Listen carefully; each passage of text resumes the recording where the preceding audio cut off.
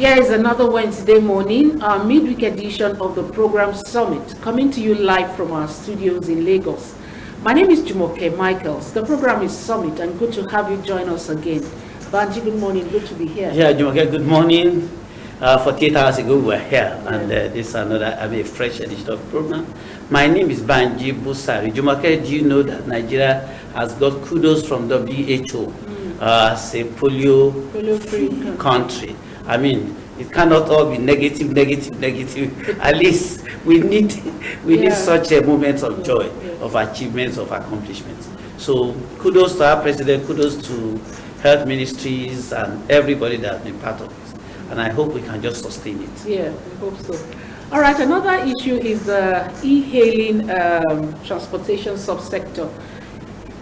Having been regulated in Lagos, because at a point, that's talking about people who drive Uber, Taxify, MyCar, Bolt, and coming under, should I use the word persecution in quote from Lagos State, but that they've met, the drivers have met with the government and the app companies, and they have come to some workable agreement on how to make them have seamless operations here in Lagos. We don't know if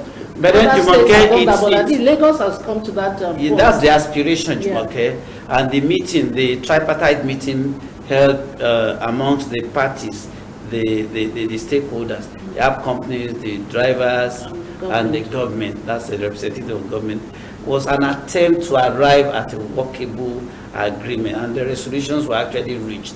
But the issue is how far have these regulations been complied with, or how workable are they, or have all issues been addressed? Or that's the focus today on the program. We have representatives of the e-hailing companies there who are going to lay bare all the issues, and then we'll attempt to x-ray and get solutions to some of the issues. Are they satisfied? I ask some of these graduates that drive this Uber and the Taxify, I ask myself, do they do it out of passion, or is it because they must just survive? These are some of the issues. And what about their security? Are they well secure? We've had cases of kidnapping, killings of these drivers. They are Nigerians, so we are concerned.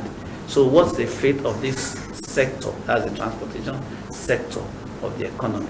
So those are the issues we intend to explain today on the program. Yes, that's one. And then the second segment of the program this morning, we'll be looking at the verbal attack on the journalists, which are something that happened in Cross River State between Femi Fani-Kayode and a reporter from the Daily Trust newspapers. That would have been you or myself. It would have been you. So would you have, some people are saying those journalists ought to have actually fired back. Would you have been able to do that? No, I wouldn't think we should fire at that point. At that point.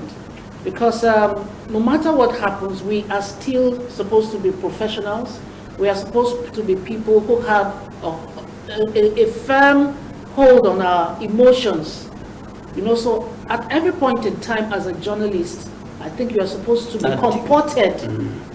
You're supposed to be in charge of all situations. And emotionally stable. So I think at that point, even though many people will not agree with me, but I think that what the journalists did, or let me say all of them did at that point, was fine. Probably if they had all worked out. Beyond that, if they are all worked out at the moment, that's a Femi Fani-Kayode, how would we have got the clips that we are referring to today? Exactly. If the cameraman had also worked out. Okay, then there would not have been anything to talk about. But then it was an ugly situation. Yes, it was an ugly situation. And journalists have actually been necessarily humiliated. But he has come to apologize anyway. Is that official? Oh, I think another press conference. Was it a press conference? No, I'm asking you. I think it should, at that point, he has tendered the same platform by which he actually gave out those tirades, those outbursts, should be the same platform by which he should actually apologize to Nigerians. And because we are doing, it's a constitutional duty. And I don't think that journalist deserves such humiliation. So, all right, well, that's what we'll be looking at in the second segment of the program. We are being joined by a veteran journalist to look at this issue. So you just want to stay with us. It's going to be a very, very enlightening time on Summit this morning. We'll go on a quick break. We'll be right back.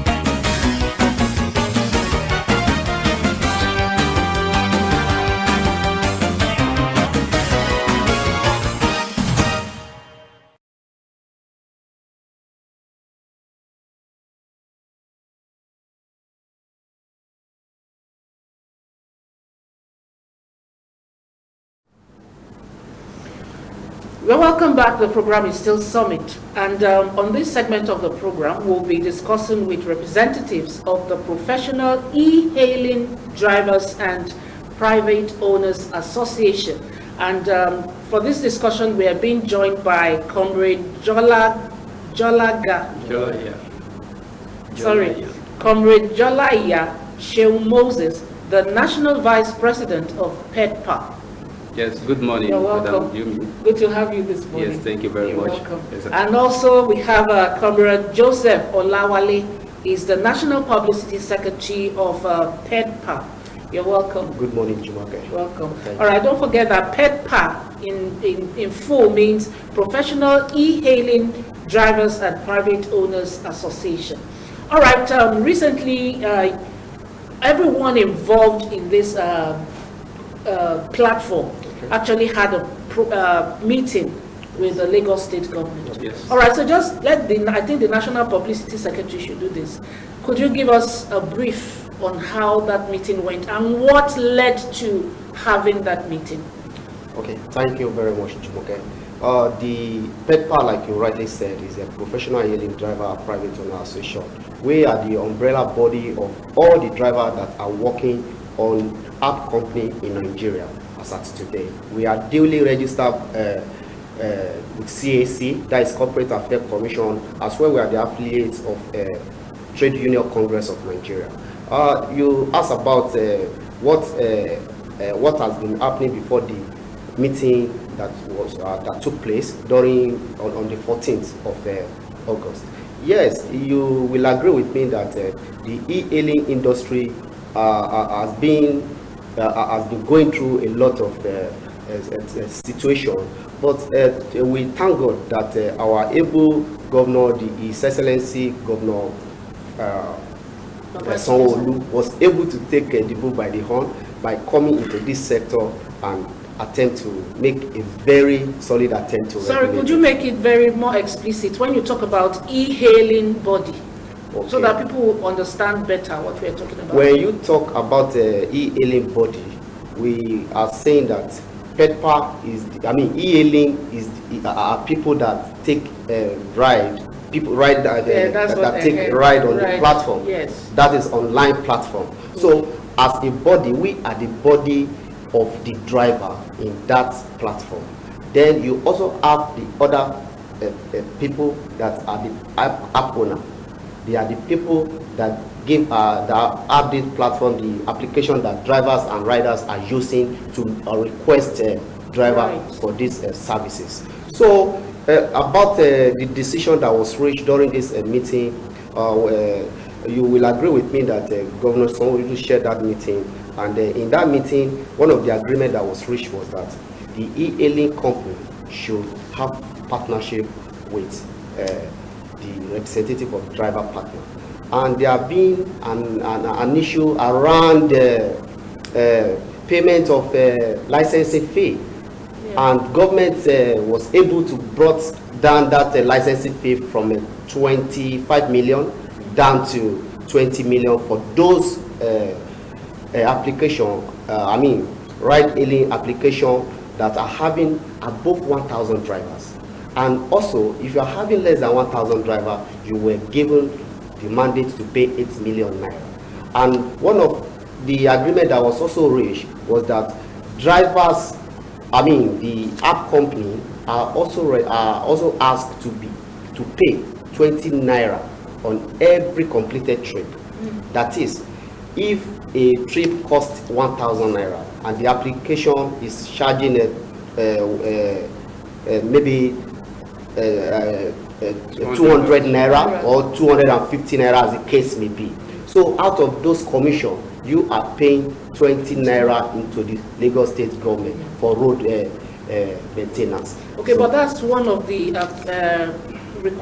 one of the conclusions. Yes. That we came to at that meeting. All right, now let's talk about some of the requirements that some other requirements that you must acquire as a driver, okay, to be able to operate in Lagos without harassment. Okay. One of those requirements for drivers as of today, based on the meeting that we had, was that you must possess a valid driver's license as a driver. You must have LASTRI, which is a Lagos State Drivers Institute. It's a license for driver certification in Lagos, and you must have a LASTRA as a Lagos resident. Then you must have an ACNI permit, which is a private ACNI permit. This ACNI permit is quite different from those ACNI permits that are being given to branded taxi.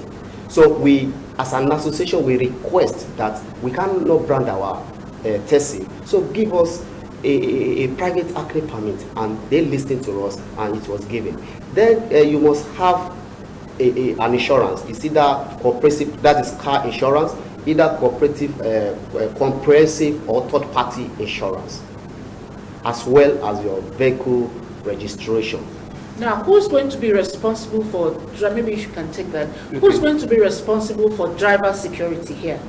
Yes. Is it the app owners or under your association, or how is that being regulated? Yes, so when we talk of security, and that is one of the reasons why, as a body of drivers, representing the drivers in all the stakeholders meeting, that is one of the reasons why we always support the regulation.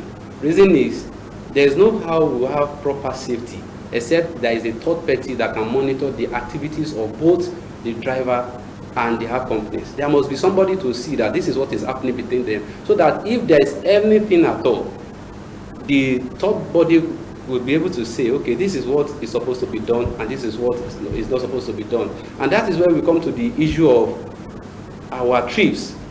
How secure is each of our trips? You take a trip with a rider. Some of the riders are not even well profile.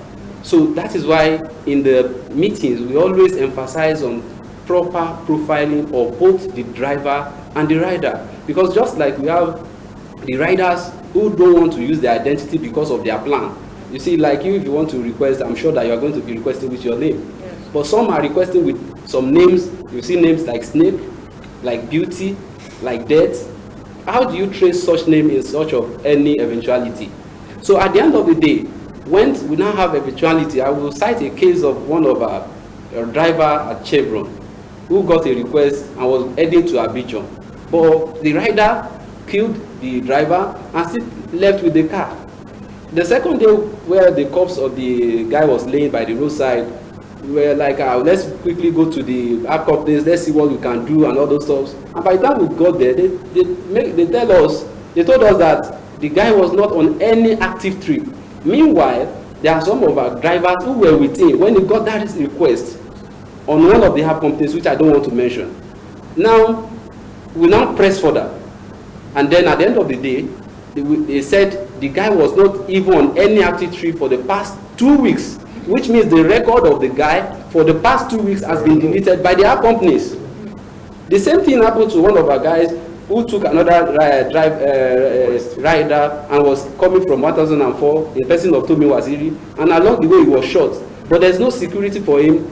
And that is why one of the resolution of this particular regulation of that meeting of at Marina, it says that all app companies must have insurance for driver and riders. There must be a comprehensive insurance that is covering you when I'm on the trip with you.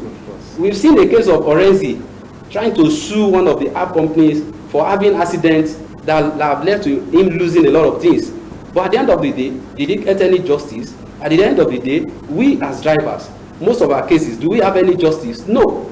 And that is why there is a need for a third body that can look into all these things and ensure the safety of the citizens of the state and the drivers who are also carrying out their legitimate business.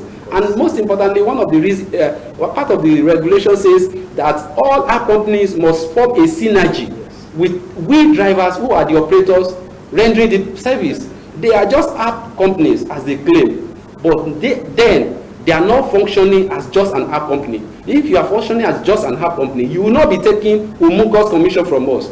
You take a commission of 20%, 25% from the money that I'm making, using my car, using my energy, using my fuel, taking care of my car, maintaining everything, and you are still claiming you are not into such business. How possible is that? All right. Who determines fee?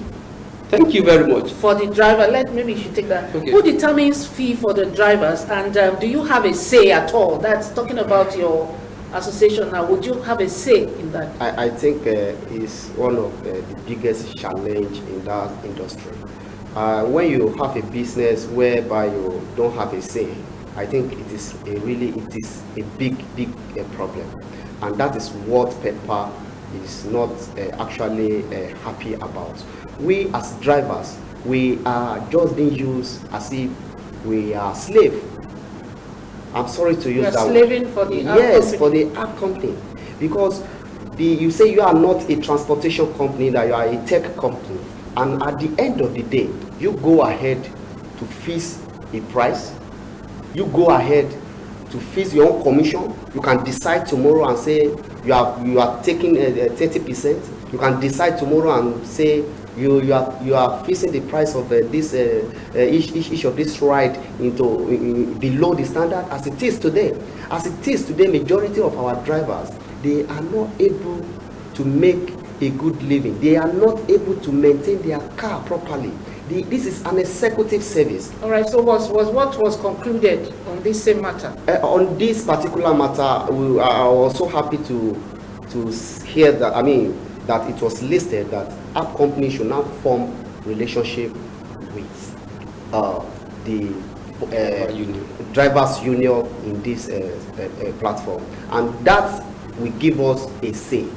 In that instance, we'll be able to say, okay, what price is suitable for us to take a trip from Lagos Island to international airport. As of today, you will imagine that you take a trip from Lekki to international airport at a very ridiculous price of 2,000. Well, that's why people prefer to take e-hailing, because the prices are usually quite low. But we say ridiculous. Yes. We say it is a ridiculous. It is an advantage to them. Why it is a disadvantage to the driver who buy fuel, you maintain these cars, you pay your renters, and a lot of things like that. So as of today, we are very happy that we are taking the bull by the horn, and by the grace of God, all right. driver so community. Still based on this, has your association been able to meet with the app company to decide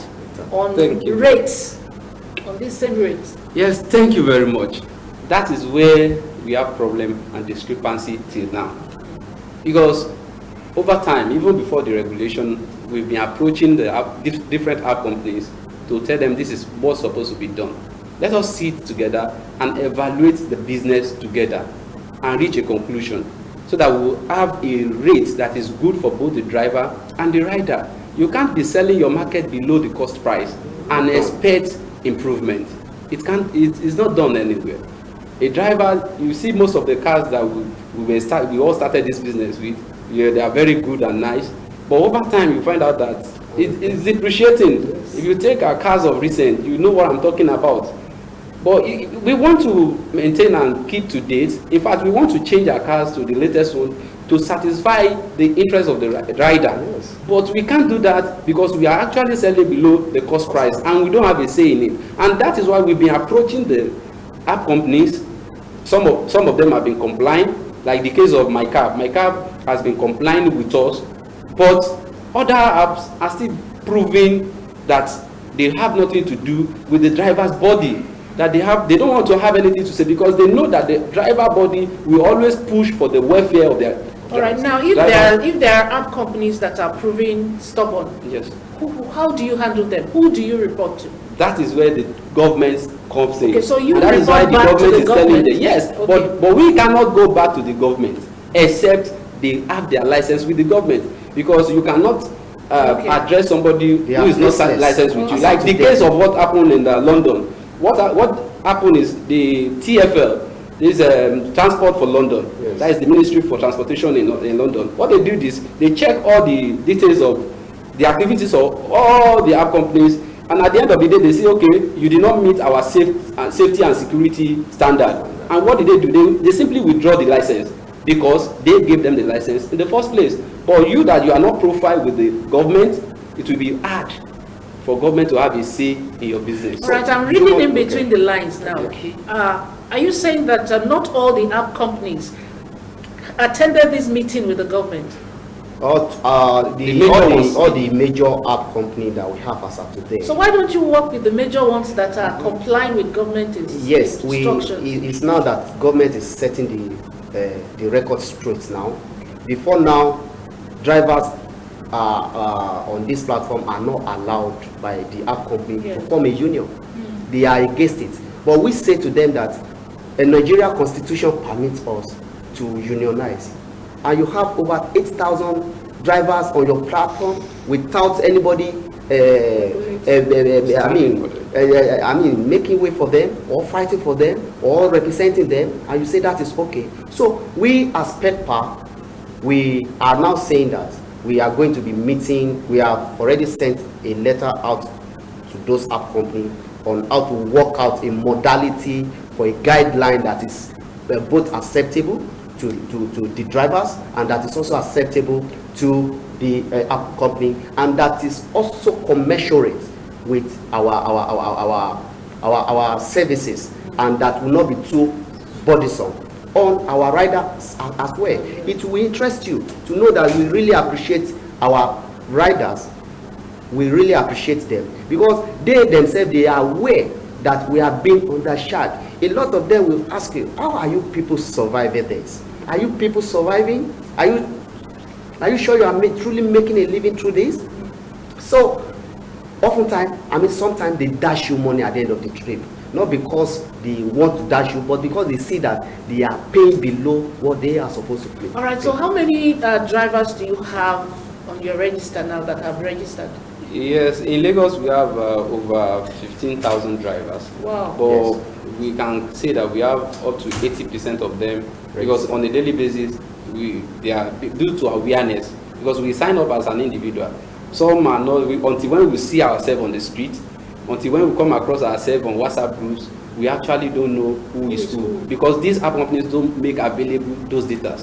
But based on the one we have over 8,000 plus, and we are still having more.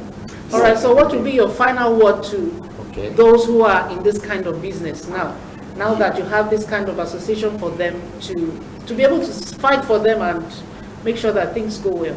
Yes, the message still remains the same. Our able comrade President Idris Oluwaseun Shonuga, he was not here. He was supposed to be here, but he was attending to other businesses as well. So what we are saying is that all drivers should come to formation of unity, and that is the only thing that can help us to achieve our goal, our aim. And there is a question around the badge, driver badge. I want to say something about it. 30 seconds. Yes, in 30 seconds. A driver badge, according to the resolution reached during the agreement, it was stated categorically that it is the responsibility of the app companies to collect the badge from the government after they have paid their licenses. So they are the one that will issue those badges to drivers, not driver going to any ministry to go and collect it on their personal level. All right, so could you maybe give us your phone number in case there are people out there who want to reach you to talk to you and know more about PEDPA? Yes, they can easily go to our website www.pedpa.org. They'll see a lot. PEDPA.org. They can just glance through and see more about us. Then they can call to 00793-483-94. You have to do it slowly. Slowly. They can 080-793-483-94. And the second number? My number is 08033-700-584. Again.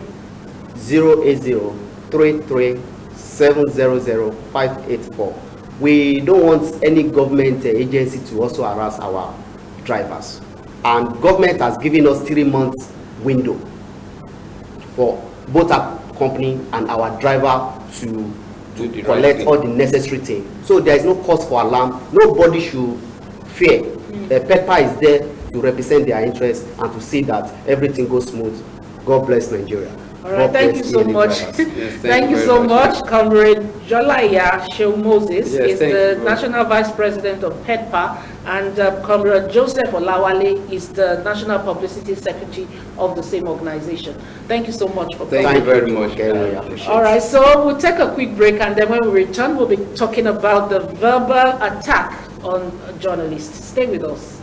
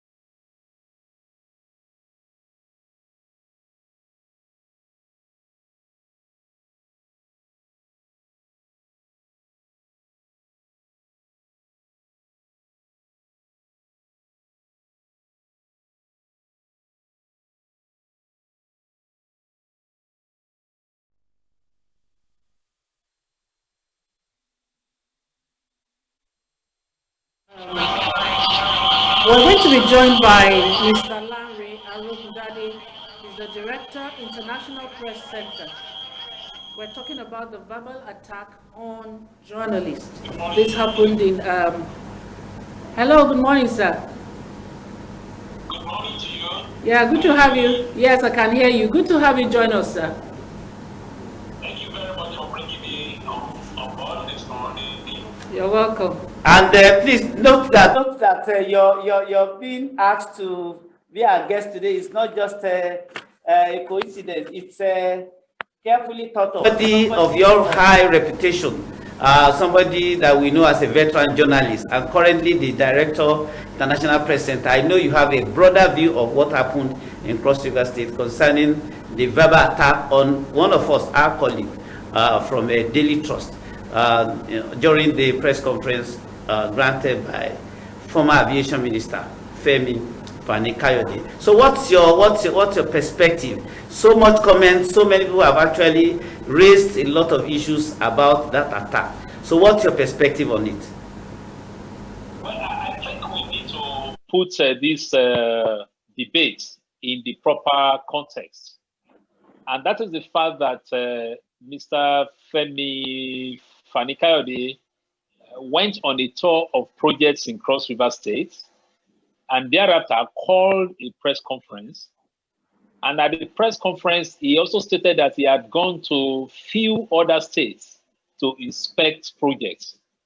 And when it came to question time, the journalist stood up, and as a matter of fact, the full question he asked, because the video that a lot of people have seen was edited. He didn't show the earlier part of the question, the full question by the journalist. And what the journalist said was, sir, you said you have gone to these other states, and now you've rounded off, or you are rounding off a 1-week tour of Cross River State. Who is bankrolling you? Who is funding you? Now, for me as a journalist, that question is in the public interest, because we're talking of a former minister. We're not aware that he has been delegated by any authority to be inspecting projects. The projects that he is inspecting are projects constructed or allegedly constructed by state government, by a state government who is spending taxpayers' money. So from the perspective of accountability, there was nothing wrong with that question. There was also not wrong with that question for the journalist to be able to have a balanced view as so as to know what is reported. Because if he was being sponsored on that trip, that means that his assessment may be biased, because as the popular saying goes, he who pays the piper calls the tune. So I think members of the public need to understand that the journalist was, asking a question that was in the public interest. Now, the outburst, the response was totally out of place. The question will then be, yes, there are times when we journalists ask questions that the interview may have an opinion on. You may think the question is wrong. You may think you are biased in asking that question, whatever the case may be. He had options. He had the option of not answering the question. He had the option of answering, still pointing out that he didn't like the question, but giving an answer.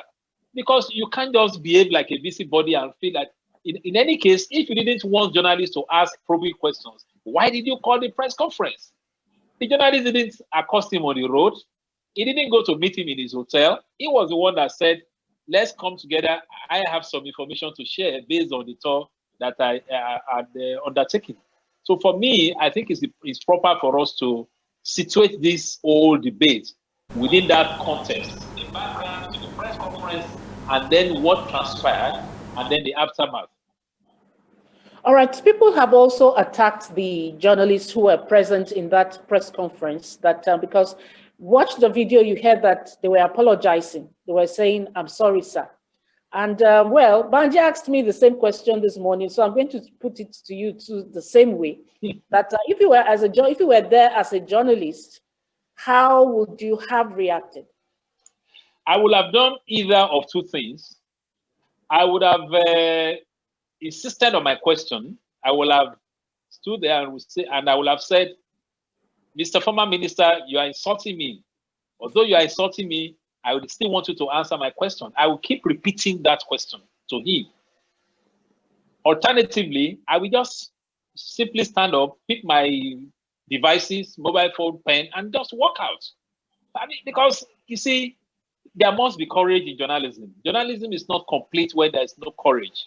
And one of the lessons we've learned from this incident really is that we actually need to begin to talk to our colleagues about confidence in journalism. You are not a complete journalist if you cannot stand, your ground. If you are not sure, of your facts, you are sure of your facts, you ask a question and you are being insulted. So for me, I think that they should have done that. And a number of, I know that the chairman of NUJ, Dr. Kasim, spoke about this morning on a live program in which we both participated, and their conduct was actually on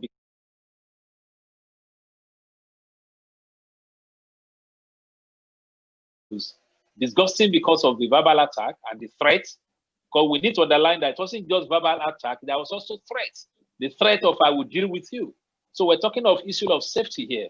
Then I was disgusted that the journalist in question, our colleague Ayo Charles, was saying sorry. He himself had now said that he regretted saying sorry. Because the question will be, sorry for what?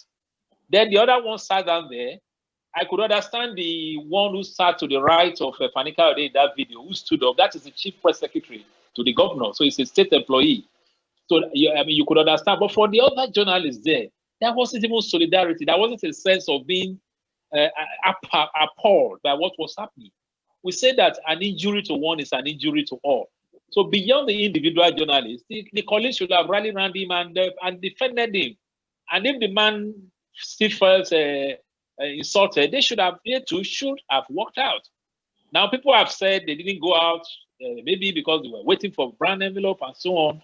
So for me, this is an opportunity for journalists to begin to ask themselves, questions.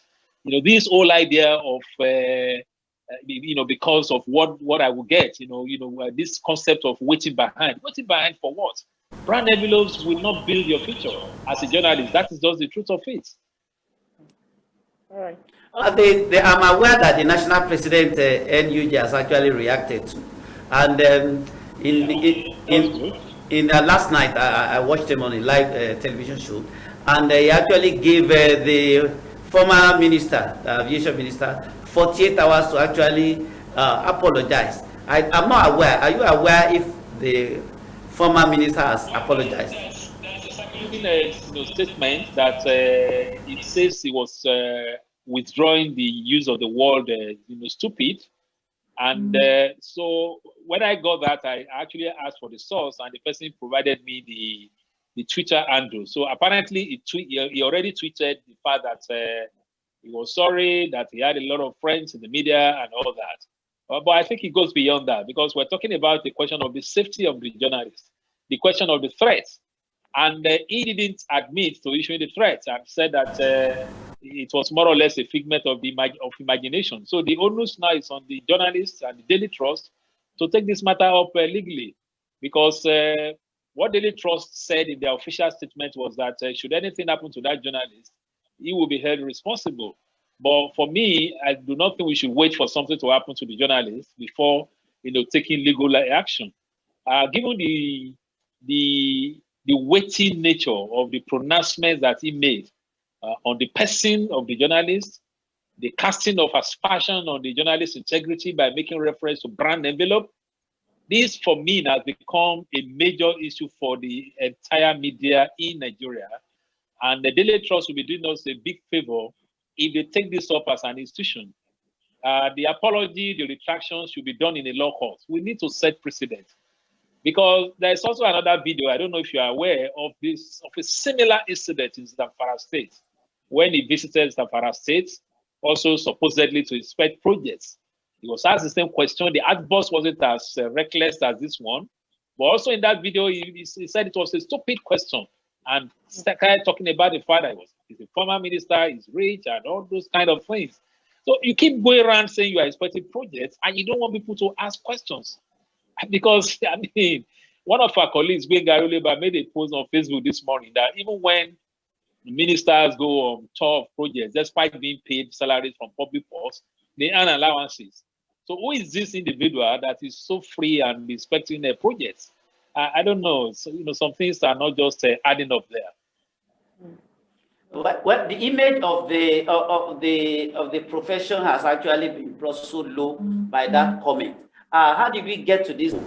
To the extent that people have reduced the journalism profession to a profession where some people will just be interested in the profession only because of brown envelopes, and they will pander to the opinion and the thinking and position of politicians and those who are able to pay. Because there is a problem of collapse of values in the media, and somehow, unfortunately, it goes across the board. There is the question of the welfare of journalists themselves, the fact that journalists are being treated like common dogs. We've employed you, that is your meal ticket. So we have instances of unpaid salaries, of delayed salaries, and in some instances, journalists will tell you that for up to a year and so on, we've not been paid. That in itself is a problem, and we need a strong framework that could address that. Whether people can establish a business, refuse to pay, and they should still be allowed to be in business. So that in itself is an institutional issue, and we need to, of course, have to call on NUJ to do more in fighting for the welfare of journalists and using all available channels, including legal channels, to look at that problem. But then it comes also to the individual, journalist.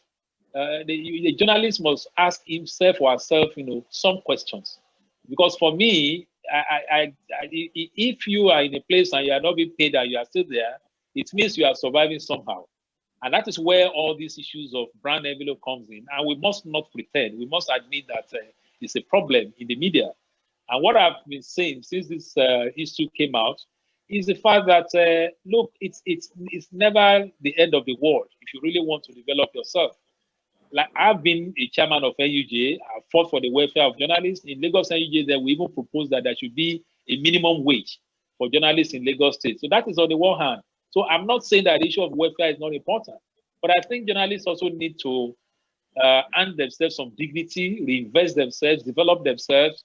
We're in the age of services, where services are required in so many fields, editing services, studio services. See other areas where you can develop yourselves. We have so many institutions of higher learning offering courses in mass communication or media studies or whatever it's called now. They need professionals to take these courses. Go and earn a master's degree. Go and take a doctorate. And let's be good examples, to ourselves. I believe that if you are good professionally, the media landscape itself is even wild. Many more media are coming on board. International media are there. They're looking for, good hands. But if you are not good, you can't, go up. And I want to say that brand envelope will not build you a house.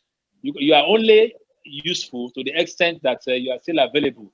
You are taking off the beat, or you are taking off, or you leave that job. You go back to the same people giving you money. They will tell their security guards not to open gate for you.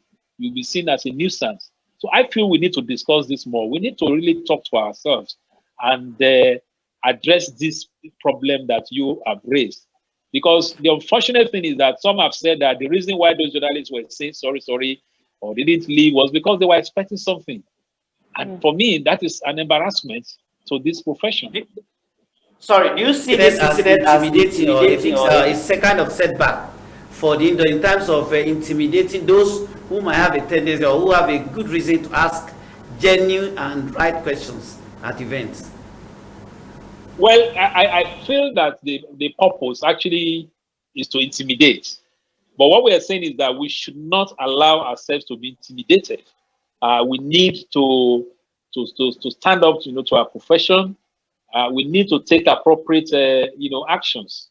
So it's a question of not allowing ourselves to be intimidated. And I'm happy about the responses that we have had, not just from the media. Lawyers are speaking out on this issue. Socio-economic rights, SERAP, socio-economic rights project. They've also, spoken out to say that, this is not allowed, because what we want members of the public to understand really, yes, we have admitted the fault of the journalist, they should have worked out and so on. But don't forget that the journalist was doing his best to get information that is in the interest of our people. And the attitude we see there is the attitude you see in our elected leaders, or the attitude we see in our public officials, the attitude of not wanting to account, for their actions. So when you ask questions, the next thing they resort to is a threat. I feel that this is an occasion where we also want others to rally around the media. We need solidarity. The journalist is a member of a union. It goes beyond NUJ, quite frankly. This is something about our society. And I feel that the Nigerian Labour Congress, other civil society groups, they need to speak out, on this. Because if they get away with this, then it means another time this thing would happen. So at the end of the day, journalist is not armed. What could he have done? I could imagine if he was sitting very close to him, maybe he would have earned a slap. Thank you very much, sir. Thank you, sir. I think we don't just. I appreciate your interest in this matter. I appreciate that you are contributing to the debate. Thank you very much for your time. Sir.